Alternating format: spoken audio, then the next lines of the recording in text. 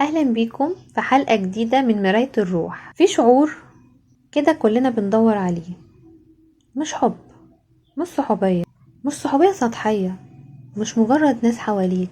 لا لا، ده اعمق من كده بكتير، وهو الونس الحقيقي. الونس اللي يخلي قلبك مطمن حتى لو الدنيا حواليك بتتقلب. الونس اللي يخلي وجودك مع حد او حتى لوحدك في دفء وسكينة واطمئنان. النهاردة في مراية الروح هنتكلم عن الونس الحقيقي، ازاي نلاقيه وازاي نحافظ عليه، وهل هو دايما في الناس ولا اوقات في ربنا او في نفسنا. طب تعالوا نبدأ كده. ايه هو اصلا معنى الونس الحقيقي؟ الونس مش مجرد وجود حد حواليك. ممكن تبقى في قعدة مليانة ناس وتحس بالوحدة، وممكن تبقى مع شخص واحد بس وتحس ان العالم كله بيضحك لك وانك مالك العالم كله. الونس الحقيقي بيساوي حضور وامان وفهم. اوقات الونس مش بالكلام الكتير، لكن بابتسامة، بنظرة، او حتى صمت مريح. طب ايه هي مصادر الونس؟ في الونس مع ربنا، لما تفتح قلبك بالدعاء، لما تبكي وتقوله يا رب انا ماليش غيرك، لما تلاقي السكينة بتنزل عليك وانت بتصلي او تقرأ قرآن.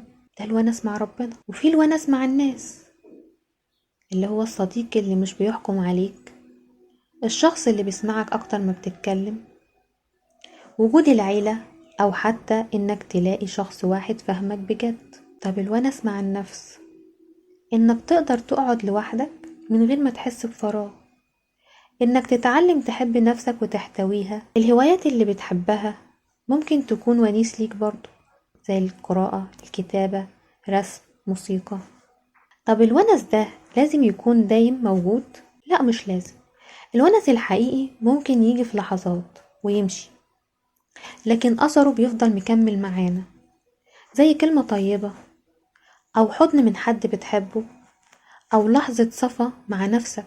السر مش إن الونس يكون طول الوقت. السر بيسيب جوه روحك نور. طب إزاي نصنع الونس الحقيقي؟ قرب من ربنا بصدق. اختار الناس اللي وجودهم بيزودك مش بينقصك.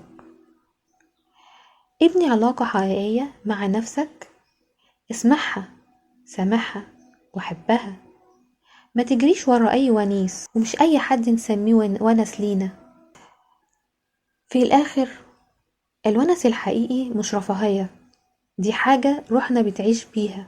دور عليها وافتكر وخليه دايما قريب منك، وممكن تلاقيه في لحظة صمت بينك وبين نفسك، او كلمة انا جنبك من شخص بتحبه، او سجدة طويلة حسيت فيها انك مش لوحدك. انت فعلا مش لوحدك، الونس الحقيقي موجود. وبكده نكون خلصنا حلقتنا، وما تنسوش تشتركوا في القناة وتفعلوا الجرس وتشاركوها مع كل اصحابكم، وقولوا لي رأيكم في الحلقة. واشوفكم على خير، واتمنى لكم السعادة من كل قلبي.